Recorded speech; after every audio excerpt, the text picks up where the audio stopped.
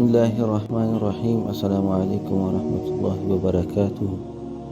سامعین کرامی، آج اسلام اور دور حاضر کے شبہات مغالطے، اس کتاب کی سلسلے میں آج دوسرا سوال ہے: انسانیت پیغمبر اور نبی کی محتاج کیوں ہے؟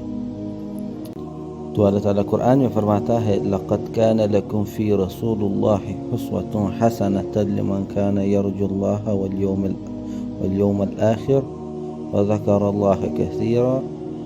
سورہ احزاب آیات نمبر 21۔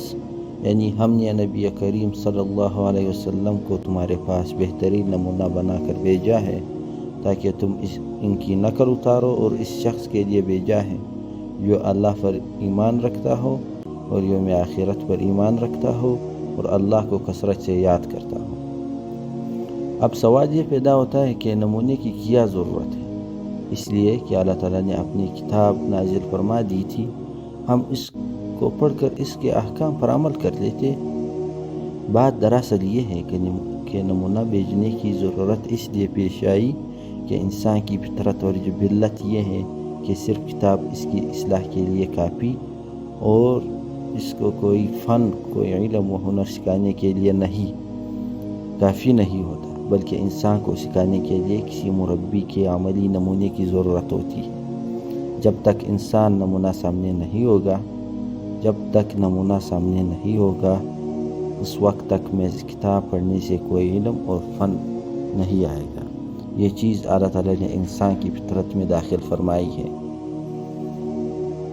ایک انسان اگر یہ سوچے کہ میڈیکل سائنسز پر کتابیں لکھی ہوئی ہیں، میں ان کتابوں کو پڑھ کر دوسروں کا علاج شروع کر دوں، وہ پڑھنا بھی جانتا ہے، سمجھدار بھی ہے، ذہین بھی ہے اور اس نے کتابیں بھی پڑھ کر علاج شروع کر دی، تو وہ سوائے قبرستان آباد کرنے کے کوئی اور خدمت انجام نہیں دے گا۔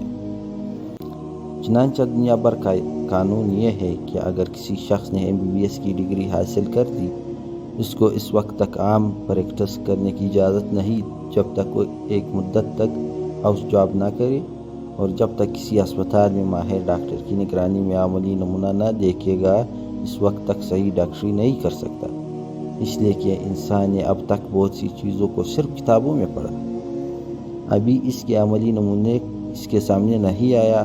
اب مرض کتابی تفصیلی کے ساتھ اس کی عملی صورت مریض کی شکل میں دے کر اسے صحیح معنوں میں علاج کرنا آئے گا۔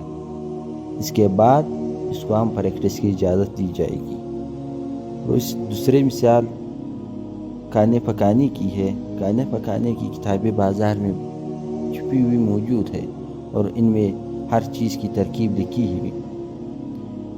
لکھی ہوئی ہے کہ بریانی اس طرح بنتی ہے، پلاؤ اس طرح بنتا ہے، کباب اس طرح بنتے ہیں، قورمہ اس طرح بنتا ہے۔ اب ایک آدمی ہے جس نے آج تک کبھی کھانا نہیں بنایا، کتاب سامنے نہ کر اس میں ترکیب پڑھ کر قورمہ بنا لے، خدا جانے وہ کیا چیز تیار کرے گا۔ ہاں، اگر کسی استاد اور جانے والے نے اس کو سامنے بٹھا کر بتا دیا کہ دیکھو قورمہ اس طرح بنتا ہے اور اس کی عملی ترتیب